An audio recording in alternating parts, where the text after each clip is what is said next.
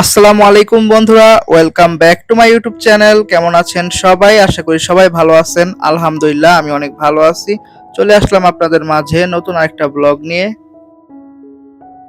তো বন্ধুরা, দেখতে পারতেছেন এখানে আমার ফুফা হচ্ছে গরুর দুধ নিতেছে। আর এই দুধে কোনো ভেজাল নাই, একদম খাঁটি, কারণ নিজেদের গরু আর সরাসরি নিতেছে, তাই কোনো ভেজাল নাই। আর যেগুলো আমরা কিনে খাই ওগুলাতে অনেক সময় পানি মিশায় বেশি লাভের জন্য, তার কারণে ওগুলা একটু ভেজাল থাকে। আসলে আমরা জানি না কোনটা ভেজাল, কারণ এখন সবকিছুতে ভেজাল, এই জন্য বোঝা যায় না। বন্ধুরা, এখানে দেখতে পারতেছেন একটা চীনা হাঁস। তো আমার ফুফিদের হচ্ছে বেশ কিছু চীনা হাঁস আছে। তো যখন আসলে ফুফির বাড়িতে বেড়াতে আসলাম, তো আমি বললাম যে আসলে শীতের সময় তো হাঁসের মাংস খেতে ভালোই লাগে। তো ফুফি এই জন্য হাঁসটা ধরলো, জবাই করবে, তারপরে হচ্ছে রান্না করবে। আর বন্ধুরা, এখানে দেখতে পারতেছেন বড় একটা মাছ। আসলে এটার নাম কি আমার জানা নাই, এটা হচ্ছে আমাদের ফুফিদের নিজেদের পুকুর থেকে ধরছে। তো ফুফি হচ্ছে মাছটা কেটে নিচ্ছে।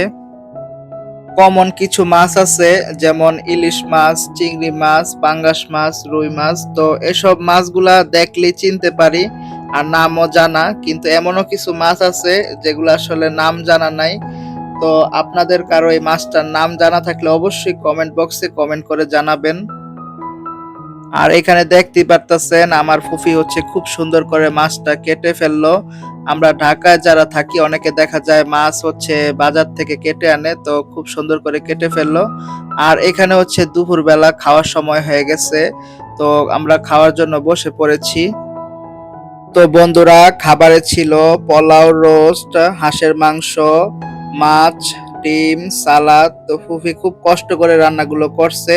মাশাল্লাহ, খুব ভালো হয়েছে রান্নাগুলো, খুব ভালো লাগছে।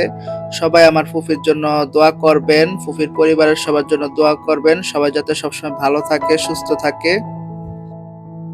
ফুফির রান্না করা সব রান্নাগুলোই ভালো হয়েছে, তবে আমার বেশি ভালো লাগছে হচ্ছে হাঁসের মাংস আর হচ্ছে মাছটা।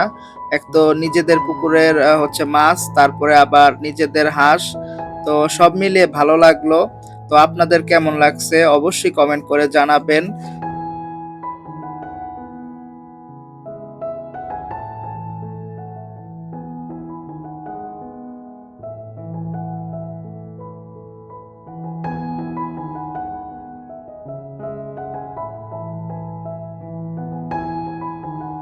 তো বন্ধুরা, দেখতে পারতেছেন তো আমরা টেবিলে হচ্ছে সবাই খাওয়ার জন্য বসছি। আর এখানে এই যে দেখতে পারতেছেন আমি হচ্ছে পোলাও রোস্ট খুব মজা করে খাচ্ছি।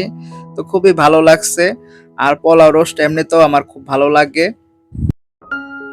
আর হচ্ছে কোথাও বেড়াতে আসলে সবাই মিলে টেবিলে বসে খাওয়া, গল্প করা, তো এগুলোই আসলে বেশি ভালো লাগে। তো আপনাদেরও বেড়াতে কেমন লাগে অবশ্যই কমেন্ট করে জানাবেন।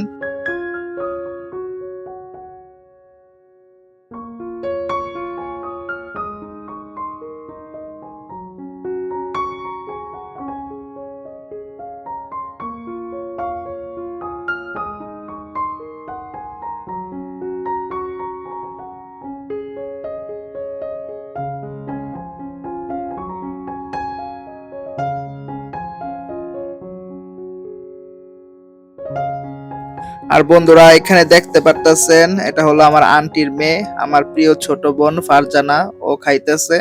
তো ওর হচ্ছে পোলাও রোস্ট হলে আর কিছুই লাগে না। ও সপ্তাহে 7 দিন মানে পোলাও রোস্ট লাগবেই। মানে মুরগিটা খুবই পছন্দ করে। তো আর এখানে দেখতেছেন এই যে আমার ফুফা ডাবটা হচ্ছে কাটছে। তো ভিতরে হচ্ছে পানি খুব কম ছিল, তো ডাবটা খুব মিষ্টি ছিল, খুবই ভালো লাগছে। আপনাদের কেমন লাগলো অবশ্যই কমেন্ট করে জানাবেন। আমার দাদার বাড়িতে হচ্ছে একটা নারকেল গাছ আছে, তো গাছটা এখনো আছে। কোনো সময় যদি যাই আপনাদেরকে দেখানোর চেষ্টা করব। তো আমি যখন অনেক ছোটবেলায় গিয়েছিলাম তো দেখতাম যে অনেকগুলা নারকেল হইতো। তো এখন আর তেমন হয় না, আর যাও কিছু হয় আশেপাশে মানুষ হচ্ছে নিয়ে যায়, কারণ বাড়িতে কেউ থাকে না, বাড়ি সবসময় ফাঁকা থাকে। তো বন্ধুরা, এই ছিল আজকের ব্লগ। কেমন লাগলো অবশ্যই কমেন্ট করে জানাবেন। আর আজকের মতো বিদায় নিচ্ছি, সবাই ভালো থাকবেন। আল্লাহ হাফেজ।